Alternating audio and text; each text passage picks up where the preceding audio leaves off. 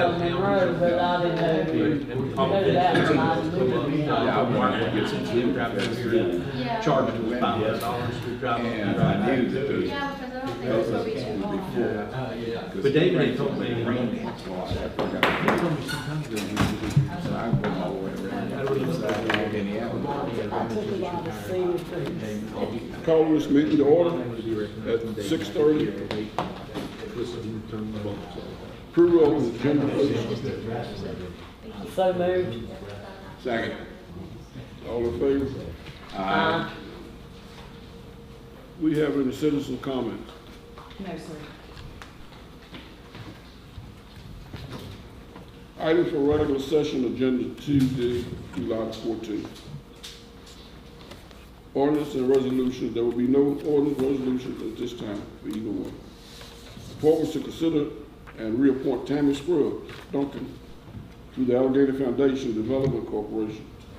Partial term expires on June the 30th, 2026. Agenda. So moved. Put it on the agenda. Yeah. To consider and reappoint Lee Rowe to the Allegheny County Economics Development Corporation. Part-time expires on June the 30th, 2026. Agenda. Agenda. So moved. To consider and reappoint Kim H. Jefferson to the Allegheny County Department of Social Service Board. Partial term expires on July the 31st, 2026. Put it on the agenda. So moved. Second. Consent for agenda corrections and approval of minutes. June the 2nd, 2026, 26-27 fiscal year budget public hearing meeting minutes. June the 2nd, 2026 work session. June meeting minutes. June the 9th, public hearing with Planning Commission. Riverside School property lot consolidation meeting. June the 9th. June 2026 regular session meeting. Additional meetings may be added or as to August 11th. Meeting will be for a later date. Put on the agenda. Yeah, all those three. Second on the agenda. Yeah, I need a second for that. Can I have a second for all of them? Approval. All Aye. in favor? Aye. There's a notice just for information purpose only to August 4th, 2026. City Council work session is canceled due to the National Night Out event hosted by the City of Covington Police Department. Fire, EMS, and first responders. That'll be held at City Park as it has been in past years, with activities at the pool and all that for folks. We appreciate Chief and his staff putting all that together. Item for the regular work session agenda Tuesday, August 11th, 2026 at 6:30. To consider a City of Covington Council representative for the Allegheny County Highland Chambers of Commerce Board of Directors to the fill unexpired term of the late Mayor Fred Forbes that expired on 12/31/2026. To consider a City of Covington Council representative for the Allegheny Economic Development Corporation to fill the unexpired term of the late Mayor Forbes expired on 12/31/2026. To consider a City of Covington Council representative for the Chief of the elected officials to fill the unexpired term of the late Fred Forbes expired on 12/31. To consider a City of Covington Council representative for the League of Older Americans to fill the unexpired term of Mayor Hunter that expired on 12/31/2026. To consider City of Covington Council representative for the Recovery Court Advisors Board to fill the unexpired term of Mayor Forbes that expires on 12/31/2026. mayor must be assigned to that one. To consider a City of Covington council representative for the Roanoke Valley Allegheny Regional Office to fill the unexpired term, excuse me, of the late Mayor Fred Ford for expired on 12/31. It's supposed to be assigned to the mayor or vice mayor. To consider a City of Covington City Council representative for the Allegheny Highland Tap Board to fill the unexpired term of the late Fred Ford that expires on 12/31/2026. To consider City of Covington Council representative for the Roanoke Regional Tap Board to fill the unexpired term of the late Fred Ford that expires on 12/31/2026. I see Mr. Forbes took over for me after I got off of council. Yeah. But I do have one question here. What's that? I know that the Roanoke Regional Partnership, the person must be a mayor. I mean, I went in place of the mayor, but I couldn't vote. Correct. But as far as the Roanoke or Allegheny Regional Commission is concerned, when did they put mayor or vice mayor? Because I was a member of that, and I wasn't the mayor or vice mayor. That might be, that is something I'm waiting for confirmation on, so. Okay. Last I had heard, in order to have voting with, rights with them, Yeah. you had to be mayor or vice mayor. But that was also something last year that I have written Well, down, It could have changed. and, right. Okay, and since I was on there, but I know I was on there, and I was on like 3 different committees for it too. So. And the good thing with the Roanoke Regional Partnership is they do their, and the Roanoke Valley Allegheny Regional Commission, they both do their meetings virtually. However, if the mayor is assigned to those boards and is unable to attend the meetings, then he can give a proxy to attend the meetings on his behalf. They just would not have voting rights. Yeah. Well, they didn't have virtual when I was there. I had to go to Roanoke. Yeah, and this time, now they Last do. Thursday of the month is Regional Commission. Partnership was about every 3 months at 8 o'clock in the morning. Yeah, they're not often, they seem to change the hours too, so, it can just depend on when they wanna call a meeting. Well, I think that whoever's going to be assigned that needs to know all this. Yes. Because it is, and if you do travel, it is a lot. Correct. But to be honest with you, you learn more by being there than you do on virtual. Correct. And with, your packets, you guys should have received a, board appointments description, and each of these, I kinda try to put, if there were restrictions on that as well. Okay. So, thank you. You're welcome. I have a question. It says to consider a City of Covington council representative for the League of Older Americans to fill the unexpired term of Mayor Hunter. Well, he's still with us. Why are we filling this when he's still here? You ain't supposed to say that. Why? It's part of the rule. I'm supposed to take care of that. Well, excuse me, I just had a question. Why they trying to fill that and you still here? They're not just, Chamber and League of Older Americans for you is the ones that you were wanting to resign from. I can't give you an answer to that. Yeah, we were getting there. That's Mr. Hunter's boards, so he was gonna handle that part. yeah. Oh, I I'm got sorry, you. I asked. If you would like to go ahead and tell council, Mr. Hunter, about your Yeah, boards. I'll take care. Okay. So do you know the dates and times of when each one of these open vacant spots, when they meet? I do not. It's just whenever they call, because they don't include me. A lot of them do not include me on the Like meeting. the whole list here? None of Yeah. them? Only a handful of them have included me in frequent meeting invites, and that's the Roanoke ones. Because does the economic Well, they're- development meet they're like on constant. Tuesday morning or And something like that? They're on your stuff. They've got their things together. Do you know when the chamber board meets? when they send me a message, really.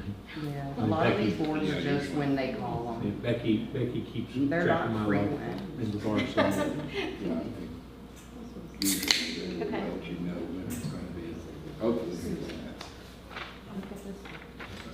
Trying to figure out my schedule.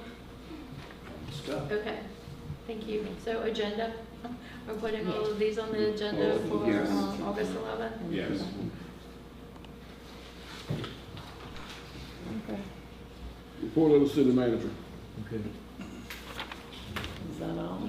Amber, I'll get with Becky in the morning, or if you think, and she may have a better idea of meeting times, with that, these types of things, and can forward that to you to forward to our Okay. council. Thank you, Al. Yeah, that would make it easier. And I've got some of those lists that, you know, Becky and Mr. Mayor, thank you. Ms. Vice Mayor, thank you. Members of council, thank you all. And general public, appreciate you all being here this evening.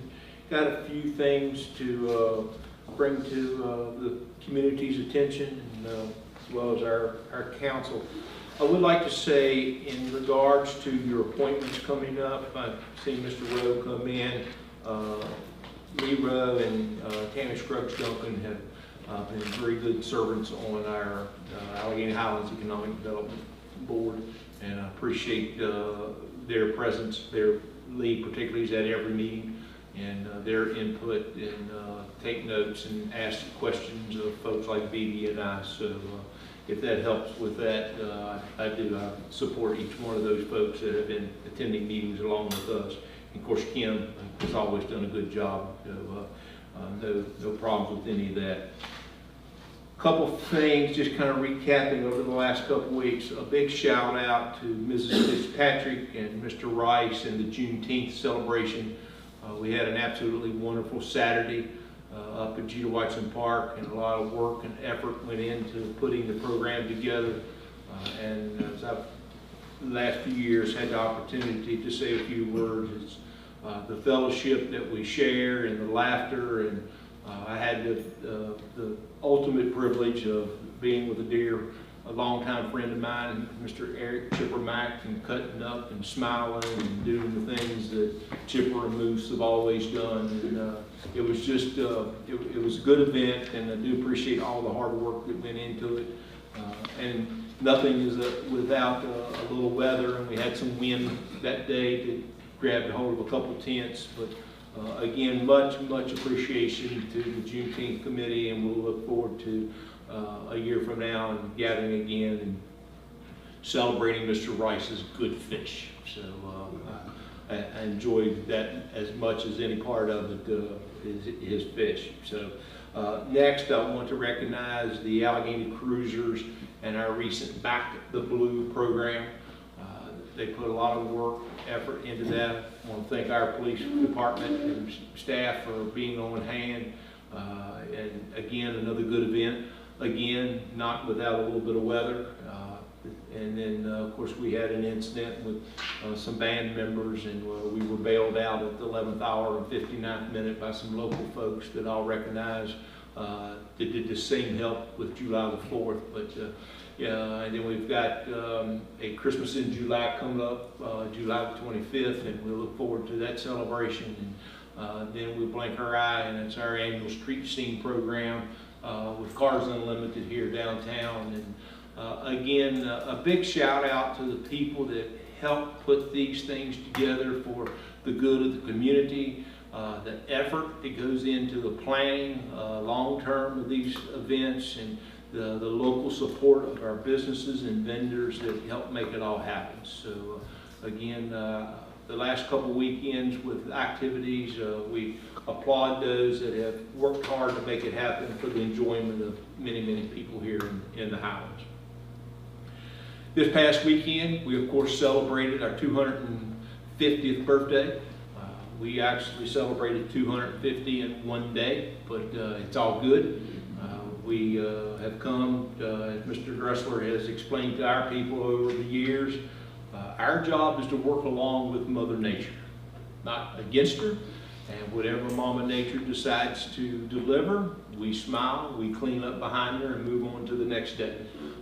So in the case of our July the 4th celebration, and this speaks well of our people, our city.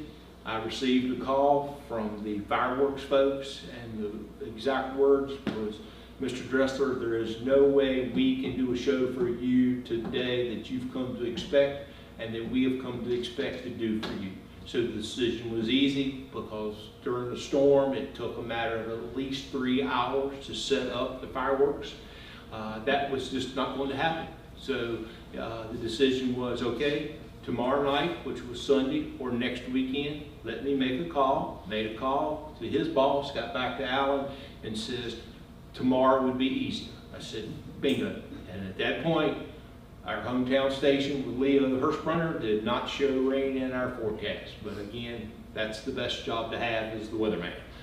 Right or wrong, you still get to keep your job. So, but anyway, so from that point, we have Lisa, our recreation director, who is in the Outer Banks enjoying vacation.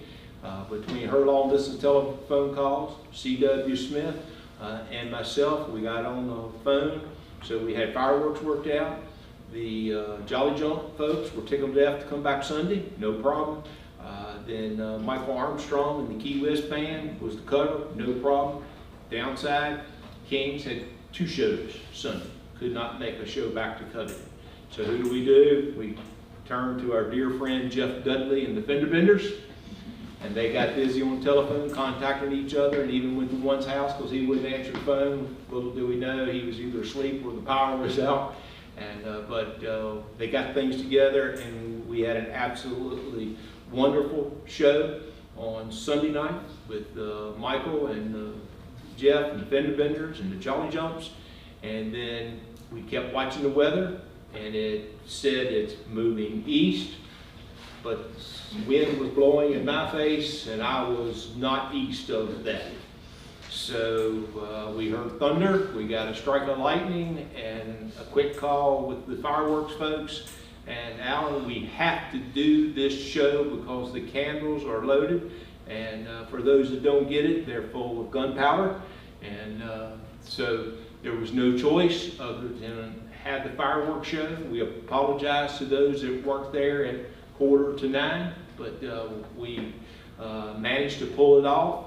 And as I smile a little bit, we had both a natural and unnatural fireworks show because there was lightning mixed in with the fireworks and a little bit of thunder. And the important thing is everyone went out of there safe. So we were good. But I'm glad we were able to do what we could do for the Allegheny Highlands for the July the 4th. And I appreciate City Council's support in allowing the Parks and Recreation to fund that and do what we did. In addition to the activities on July the 4th and 5th with weather, I want to shout out our police department, Chief Smith, our fire department, Chief Smith. They stayed in constant communication with myself, our public works department, our recreation department. We were all over the community taking care of down trees, power lines, working with Dominion Power, and of course, notwithstanding the issues with the Monroe Street and the Chestnut Street underpasses. And we want to please tell people publicly, again, as Leo Hirschbrunner tells you, every storm, turn around, don't drown. Unfortunately, we had 2 on July the 4th and 1 on July the 5th, but to the best of my understanding, all worked out okay, other than maybe a very wet vehicle. But again, a shout out to these folks because we take it for granted, and particularly in our fire and our first aid, those are volunteer people. And they give a lot of their time just in training to do what they do. And so very appreciative to the communication that I have with the chief, both chiefs, and make sure that we've got things taken care of here in the community.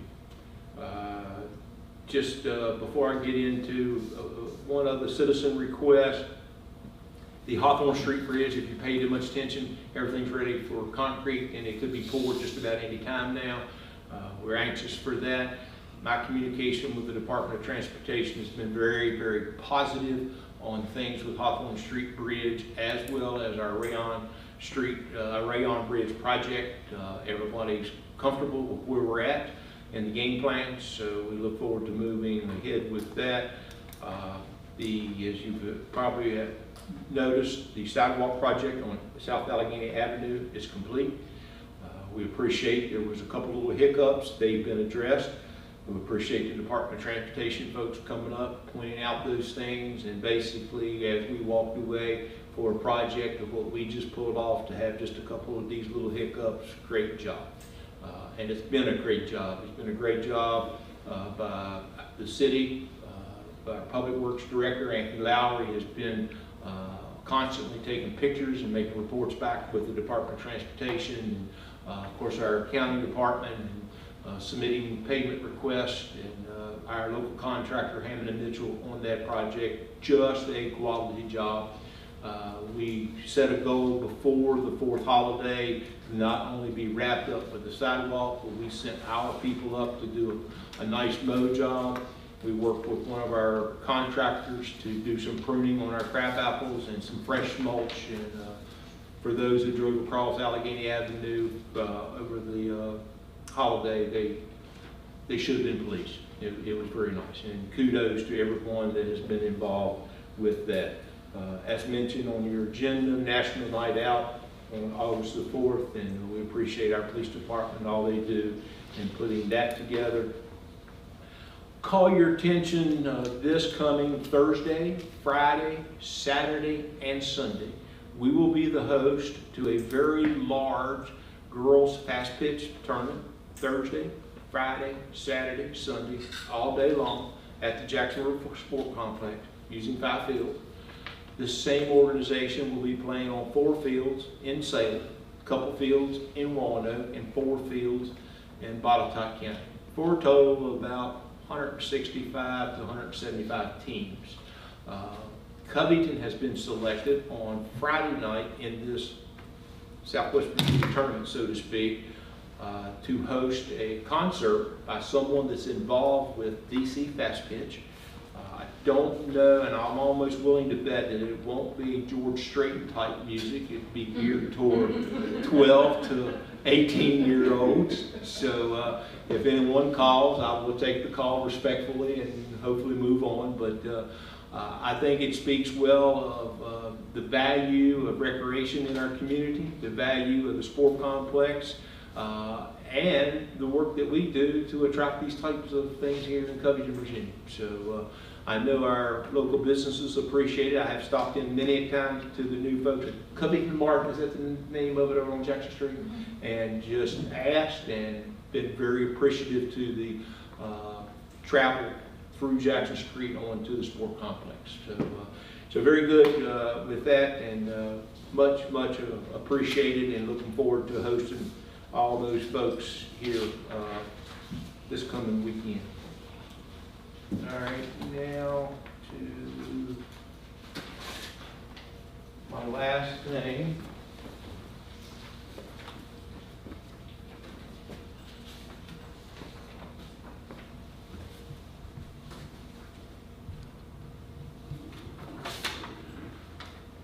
Okay, so as of July the 1st, I do appreciate our Treasury Department, our Accounting Department, but effective July the 1st, our utility bill has increased, with water increasing $7, sewer increasing $7, no increase on refuge. So again, for all the water at present, all of the wastewater at present, and all the refuge at present, our bill will be $114 for our residential customers. I, as your city manager, David Bryant, as your accounting director, you as city council, we didn't want to have to bring this to you in the very beginnings, but it had to be. We have a responsibility, and we are a local business, i.e. small government business, and what goes out better be coming back in and vice versa. So working with those that are professionally in the business got us to this point. We presented to our council, you understood, and we appreciate where we're at with the increase in the bills. Again, I didn't want to have to be the one. We knew it was coming. BB and I have talked about it for some time. We knew it was coming, and the day is here. This will allow us, as our engineer firms right now are putting the professional engineering plans together for upgrades at our water treatment plant. We know the investment that has been made at wastewater. People fail to realize that we were under some mandates by government services that said, this is what you need to do. With that, we have moved forward with an $8 million investment in an EQ basin. Again, I repeat, we have an $8 million investment in an EQ basin, mandatory. All right, so in addition to that, we have been fortunate to have secured a $7 million grant to now help us with our sewer lines throughout the city. So again, to help folks understand, these pipes that you see lying around town are there to be inserted through our manholes. We've camera worked miles of our sewer in preparation for this, which is mandated. We work with our manholes, and then we slide that pipe in, and when that pipe is slid through our existing sewer lines, they call it then bursting. They have a machine that they put into the manhole with the pipe, and whatever references bursting, it swells that pipe up and it rings around our existing sewer, okay? We could not replace all the sewer in Cody, Virginia for $7 million. All right, so it's amazing where we're at with those types of things in technology this day and time, but we're doing it. We are getting close to wrapping up the Parkland Heights neighborhood. I think we're heading to Carlton up on Fairlawn, maybe as early as today.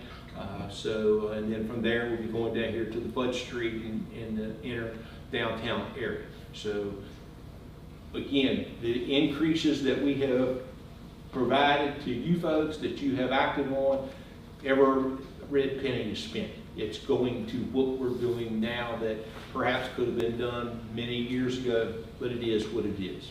So we're going to get there. We know we have a former landfill up here on Peters Mountain, and with former landfills, there is closure involved, and there will be a dollar figure to that. And so we're working on that with our DEQ friends as we speak, and we're on top of some things up there. So I don't know how soon we will be to needing the funding to do that.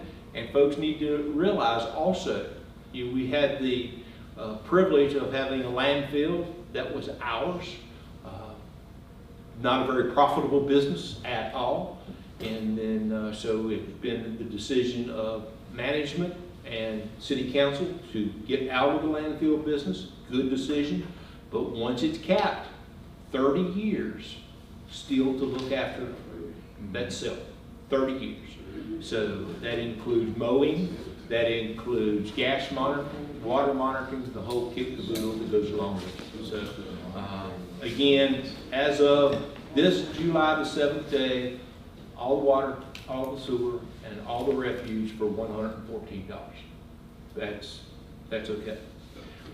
So with that being said, up in Parkland Heights, we've had a little challenge with a water break, and what took place when communities were built a number of years ago. Covington is an old community. The United States is 250 plus years old. A lot of the utilities all went in one ditch, okay? So in the case up in Parkland Heights here recently, our sewer was sitting right on top of our water. Now we know we have aged infrastructure. So as we went into the sewer with the bursting, the little bit of shake, it broke the 6-inch water line.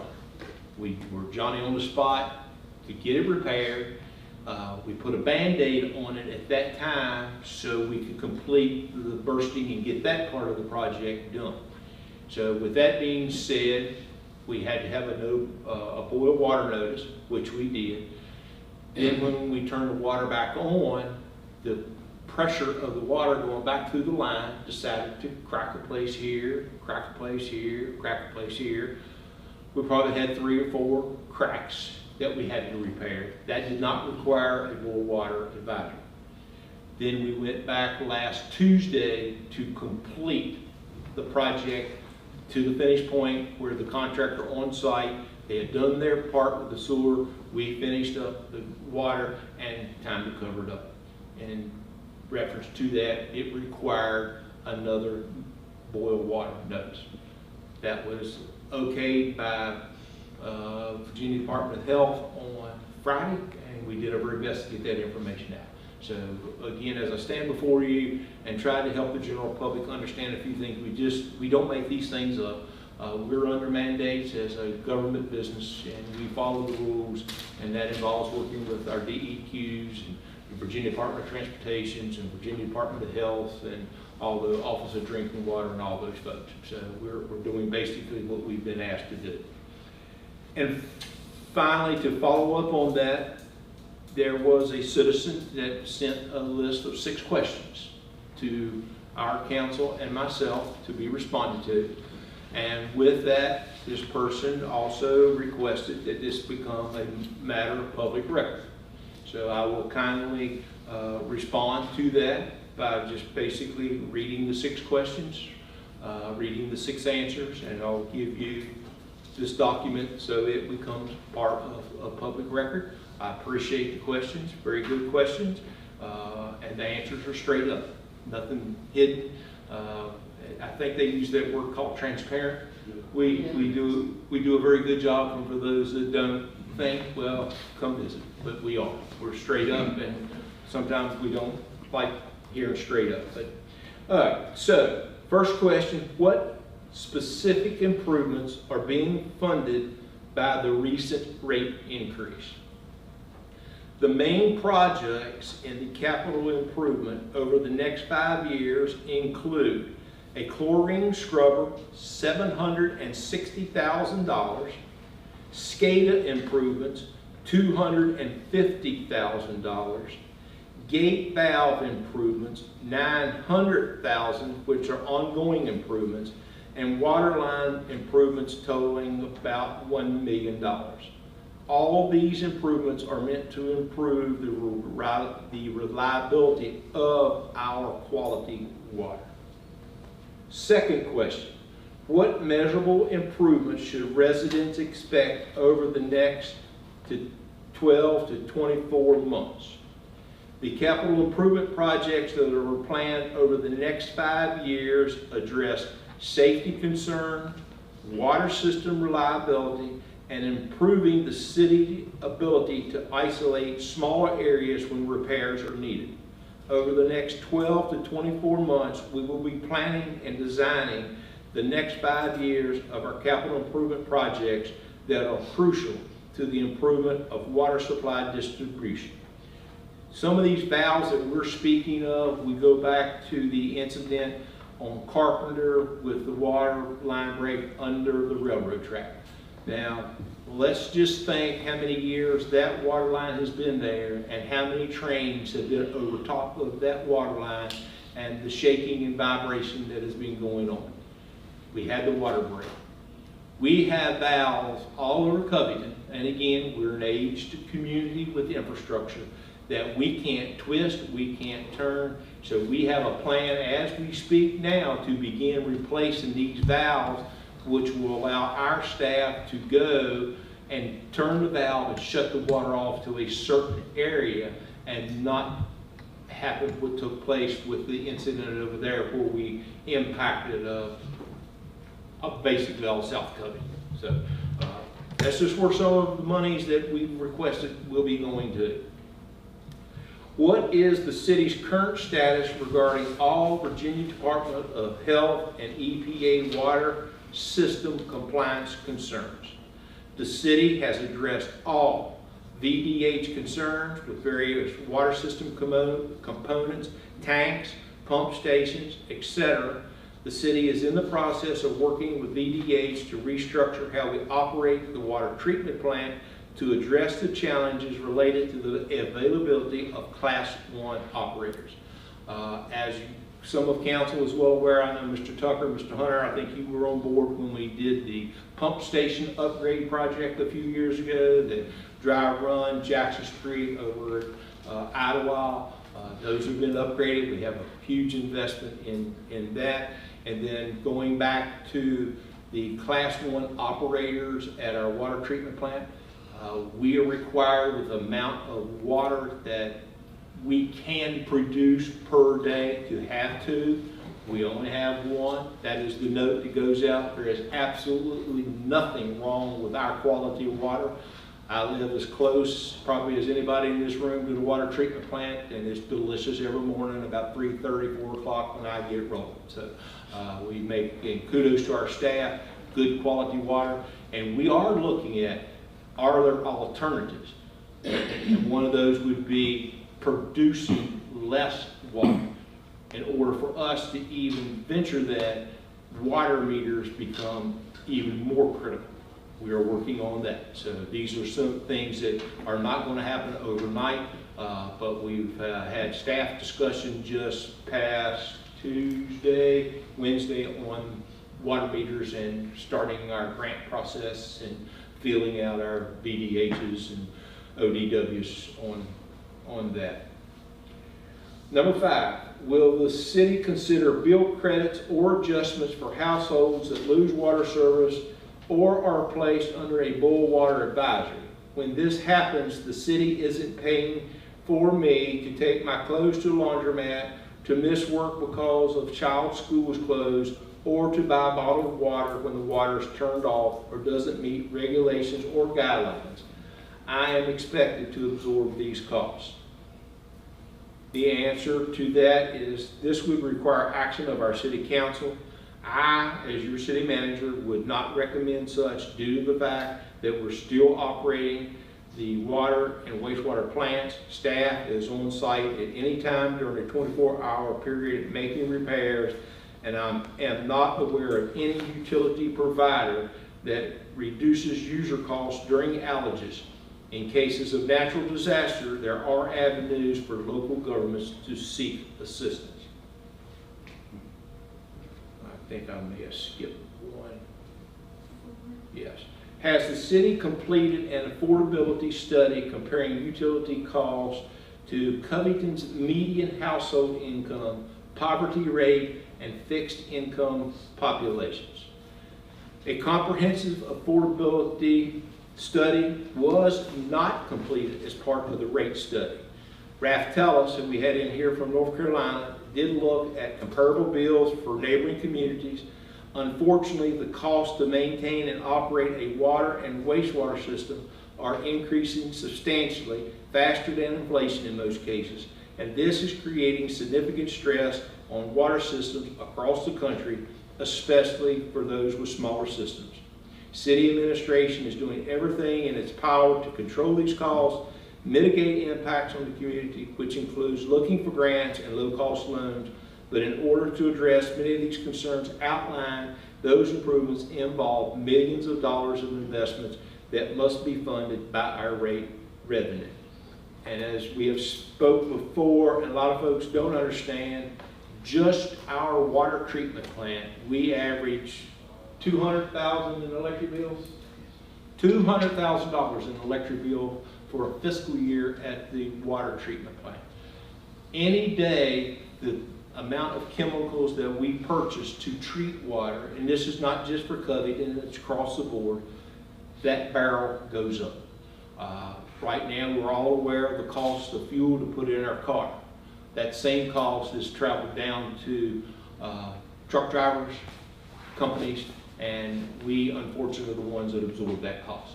So all things play into making water and treating sewage and all that's involved with our utilities. And finally, how does the city justify increasing flat rate charges when residents cannot control their bills through personal conservation, and have no alternative service providers. Presently, the city of Covington provides our citizens with all the water, all the sewer, and all the refuge that can be used for $100 per month. This was answered prior to July the 1st. As discussed publicly, the rate on utility bill beginning July the 1st will be $114, again for all usage. I believe Covington is perhaps one of 2 localities in the state of Virginia with no metered water. This is being seriously looked at, but this too is another multi-million-dollar investment that is not currently included in the CIP. So Amber, for public record, please make note of that. And, sorry about the length, but important stuff that needs to be discussed. Can I ask one question? Yes, sir. You brought up My Street regarding the digging up. Are you gonna be doing the northbound side and the southbound? All I can speak to is Bud Street. So I mean, and I do, and I apologize to a tad bit. I get asked a lot of questions that I've tried to remove myself from because I got other people managing those departments. So if you ask me a police question, I'm going to go to that guy right there to answer that police question. So I will follow up with our Public Works Director tomorrow and have him follow back up. Yes, to see if they're gonna do the northbound side first or the southbound side. Because of parking, there is a lot of vehicles, you know, that are parked on the street there. And if both sides are shut down, where do we just have to find other parking? Good question. I'll get you an answer. Thank you. I'm not going to sit here and blow smoke, so I'll get you a question and answer. Also, one thing, I don't know when they're gonna start, but in the 300 block, one of those pipes is sticking out from the street. I don't know if the police has ever seen it, but in the 300 block, it's sticking out onto the street. It's real, maybe 6 inches. Talk about the liner. One of those pipes. Okay. It's sticking out from the medium right into the southbound lane a little bit. And somebody's gonna hit it. I'm surprised somebody didn't hit it yet. Okay. All right. I'll get on top of that first thing in the morning. All right. Okay. Real quick on the paving. Of course, as I made a comment to you folks, we've completed the Idlewild, Woodfield area. We're over in the Gilliam area now. Looks like all streets are prepared for paving, so that's taking place. And again, for all those that have an answer, Columbia Gas still has started off with 65 to 68 laterals along Route 18.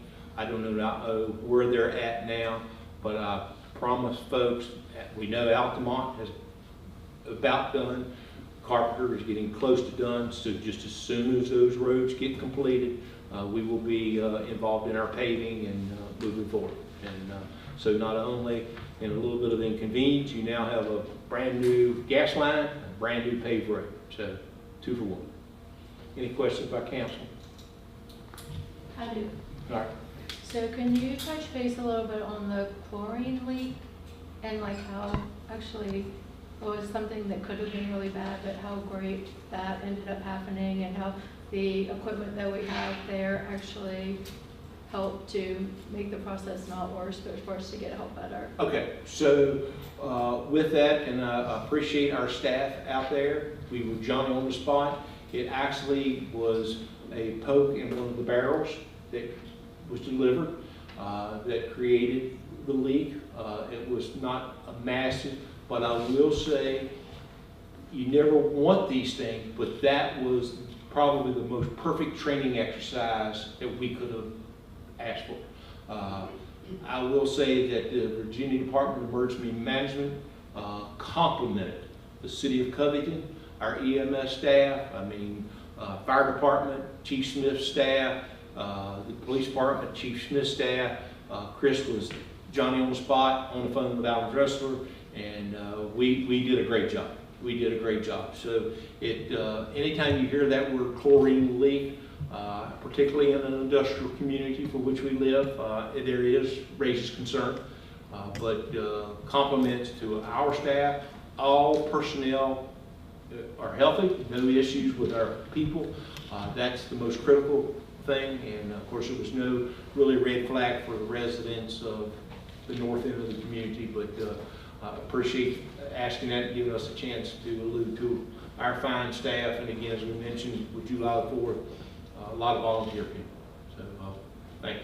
Does that help a little bit? A lot. Thank Okay, you. very good. Mr. Hunter? Question for Vice Mayor Wolf showed up on Facebook with pictures of this garage and all this other stuff there. Can we do anything about that? We have instructed staff to do what they're responsible for doing. Yes, yes. I was not aware, because again, I'm not one of them folks on there, but Ms. Wolf was very kind, very quick to acknowledge me, and it did take me a Memphis minute to turn that back around to the department that is responsible. So I do not have an update for you this given evening with everything else that we've had going on, but I will follow up with them tomorrow. So, and I do. I appreciate Vice Mayor Wolf and you know. Good, I can take that picture. Yeah. Look better. Very Better some of our It professionals. couldn't have been a worse picture. All that because I took a picture. Just keep a smile always on your face. All right, okay. And I had an inquiry from one of my constituents about the intersection of Gray Street and Patrick, the intersection about the speed that's going on there. And whenever the school starts up again, there's going to be school buses and children out there. So you have that, I gave you that Yes, letter. and as I was speaking to, we also, on up the hill there, some residents have offered up some concerns about that. So we're going to address that, starting off perhaps with these portable speed bumps, so to Speed speak. bumps, yeah. And then, because it'll be something that we will have to remove once we get into different type of weather seasons. So I had spoken to our police chief and our public works director a few weeks ago about getting with another resident up there to discuss that. I did notice while I was down in Clifton Forge, they have Yeah. the same type of those I do. speed Yeah. bumps. So Well, I've seen some here too that they put down, and it was maybe a company put them Yeah, down. But, okay. you know, yeah, so, but yeah, that's the direction that we'll go, and we got some folks that, and I'm sure Mr. Hunter's heard, we got some folks up in that area that they're, when it says do not enter, they enter anyway. Yeah. So, I've spoken with Chief about increasing our presence up that way. no, thank you. Yeah, no, thank you all. Appreciate it. Good conversation. I have some new business. Don't do that yet. Don't like to end it yet. Okay. Old business. Do we have any old business? New business. I have some. Okay, so did anyone go to this thing that we were invited to for the amateur radio? Did any of y'all go to it? Okay, so I actually went to it and it was very, very educational. And they talked to me about how they can work with the city, the county, or whole area, basically in the cases of emergency. And especially if we were to lose radio contact, or our police forces, if they would not have radio contact, like how they could actually work together with fire and rescue, with the city, the county. And I was wondering how y'all would feel about having Gene Wood. Yeah. He is the one that I talked to about it.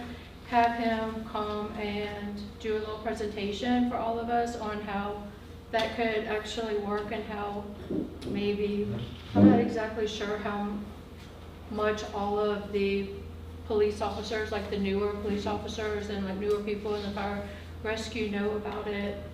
I'm sure like probably the chief is big into it. I know Mr. Dressler's talked to them a lot because they bragged on Mr. Dressler quite often while I was up there. But just so that we all have an understanding of how it can work in order to help us as well. Just like a little presentation, maybe like at a work session or something. Yeah, we'll be glad. Get the clerk schedule it. Yeah, we can Well, move forward with that. Amber, we'll get, between you, Becky, and I, we'll get with Mr. Wood Okay. and get that arranged. And we do appreciate your service. At one point in time, we had them at the old Rivermont building. Yeah, they were telling me that. And so then, once we made the move to the Judah Watson facility, it greatly aided what they're offering to the community with radio communication and the room setups and all that kind of stuff. So, and I don't know who all is aware, but certainly our chief and them they know where we have backup. So, but yeah, we'll get Mr. Wood in here and enjoy having Gene speak to us and set that up for, we'll see August or September. Did any of you go to the STEM demonstrations at the Discovery Center? Yes. I know you did. No, I wish I would have. I didn't get finished from work, and then I had an O-Town Covington meeting that same day. That's fascinating, and what it does for the kids in our community is unreal. And I think, you know, if you ever want to, you probably have to go over to the Discovery Center to do that. So they might could make a small presentation here about that. But that was absolutely amazing. We have we had, today was our monthly meeting, our kind of our closeout to get freshly into our next learning year. BTARC out of Northern Virginia is just absolutely tickled to death to be working with a small community in Southwest Virginia. And they dearly enjoy working with our people. We have you know, folks with Ingevity, Jill Shiflett. Jill is a graduate of North Carolina State. We've had North Carolina State up here working with our kids. Of course, the Virginia Tech folks working with our kids. We have a real nice buy-in from our middle school teachers, and that's key. And it will grow leaps and bounds because, as we've tried to explain, and those of us that have worked with kids 365 days a year for many a year, and we see those children that, you know, have challenges on really cold mornings, catching the school bus and not nice coats and so forth. We need to reach out because, as I said many times over the last few days with educational folks, we will always have a valedictorian and a salutatorian. No matter what, we'll always have those two people. But the kids that we're able to reach out right now are not kids that really get off, so to speak, on learning inside of four walls. They like being at the Discovery Center with hands-on. They like being at the greenhouse hands-on. They like the fact now that they're planting a seed and eating, literally eating the results of that planted seed in their cafeteria. That is too cool. And I'm just tickled to death. You know, I'm very pleased to the community, the folks that attended that meeting that day. I think it was a total count of 77. And that was 77 important people that needed to see what we are doing as the Allegheny Highlands with helping our kids. It was wonderful. Thank you. Thank you very much. All right, good job. Okay. Have a motion to adjourn. So moved. Second. All in favor? Aye. Adjourn. I'll help you in yours. I got to go. I know.